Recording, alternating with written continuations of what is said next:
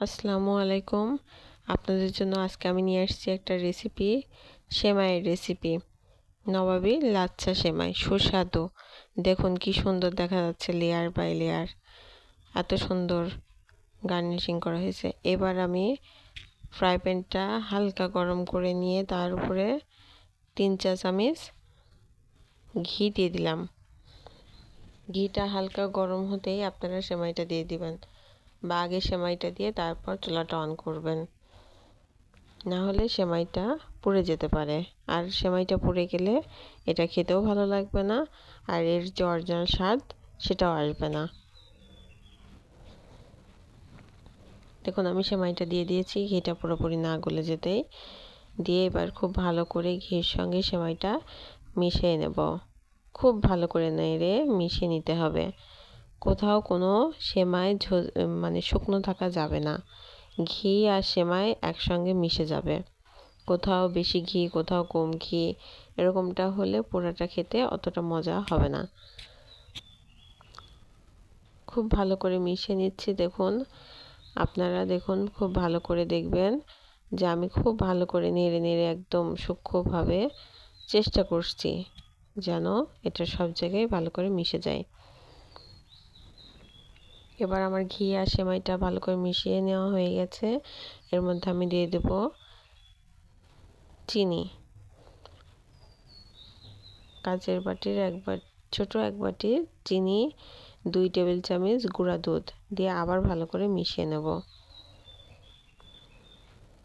আপনারা যদি মিষ্টি কম খান একটু মিষ্টি কম দিবেন, চিনির পরিমাণটা কমাই দিবেন। যদি বেশি খান তাহলে একটু বেশি দিবেন। আর যদি আপনারা মনে করেন চিনির দানাটা রাখতে চান না, চিনির পাউডারটা করে এর সাথে মেশাবেন, সেটা করতে পারেন। আমি সবার সুবিধার জন্য গোটা চিনিটাই ব্যবহার করেছি, আমি এখানে চিনির পাউডারটা ব্যবহার করি নাই। আপনারা যদি মনে করেন চিনির দানাটা মুখে পড়লে ভালো লাগছে না, একটা কুচকুচ শব্দ হচ্ছে, তাহলে আর আপনারা দানাটা ব্যবহার না করে পাউডারটা ব্যবহার করবেন। এবার আমি একটু দিয়ে দিলাম ফুড কালার। আপনারা দিতেও পারেন, নাও পারেন। আমি একটু দেখতে সুন্দর হওয়ার জন্য দিয়েছি। মাঝে মাঝে একটু লাল লাল ভাব ভালো লাগে দেখতে। আপনারা যদি একদমই ফুড কালারটা খেতে না চান বা ব্যবহার করতে না চান বা নেই ঘরে, অবশ্যই বাদ দিয়ে দিবেন, স্কিপ করে যাবেন, কোনো সমস্যা নেই।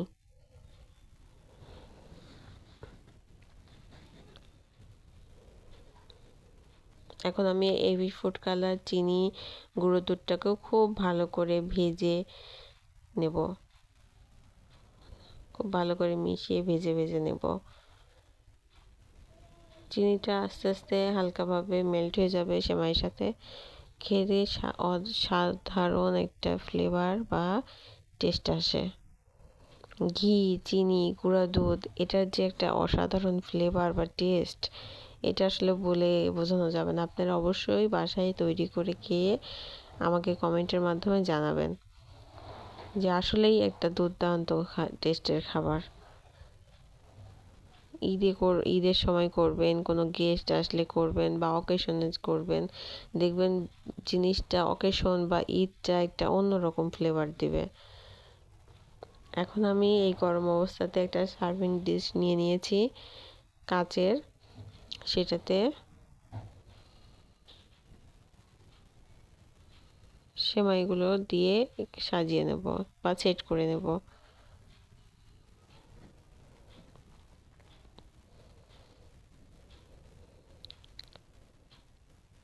দেখুন আমি গরম অবস্থাতেই বেশ সুন্দর করে এই চামচটা দিয়ে সেট করে নিচ্ছি। একটু চেপে চেপে সেট করে নিচ্ছি যাতে আরও লেয়ার বাই লেয়ার যাবে, তখন যাতে অসুবিধা না হয়।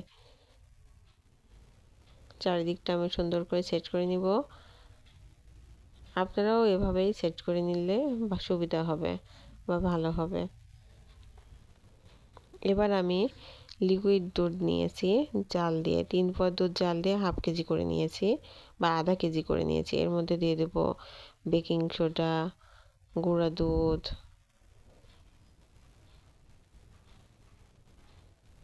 সরি বেকিং সোডা না, এটা কর্নফ্লাওয়ার, ভুল করে বলে ফেলেছি, ক্ষমা করবেন।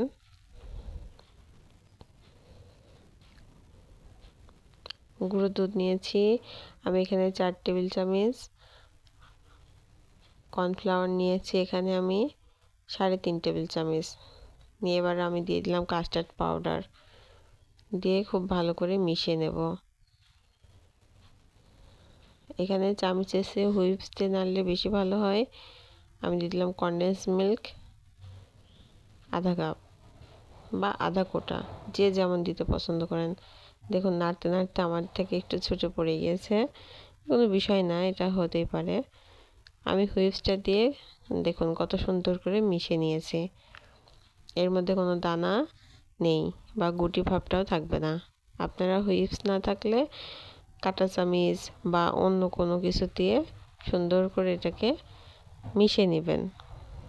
আমার ক্রিমটা তৈরি হয়ে গেছে। ক্রিমটা বেশিক্ষণ চুলায় রাখবেন না, বেশি আঠালো ভাব হয়ে এসে যাবে, আর ঠান্ডাও করবেন না।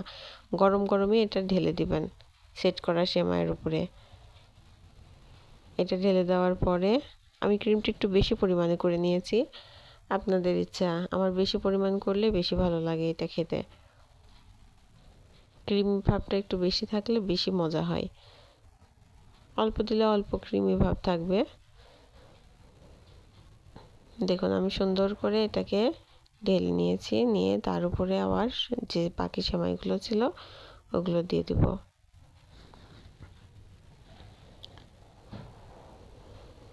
এগুলো দিয়ে এবার আমি সুন্দর করে মিশিয়ে সেট করে নিব আস্তে করে, যাতে এটা সমস্যা না হয়। দেখুন কি সুন্দর করে সেট করে নিয়েছি, লেয়ার বাই লেয়ার হয়ে গেছে সেমাইয়ের।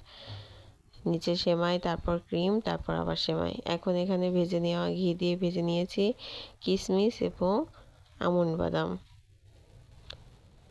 আমি এখানে এক প্রকারের বাদামই ব্যবহার করেছি, আপনারা চাইলে আরও কয়েক প্রকারের দিতে পারেন।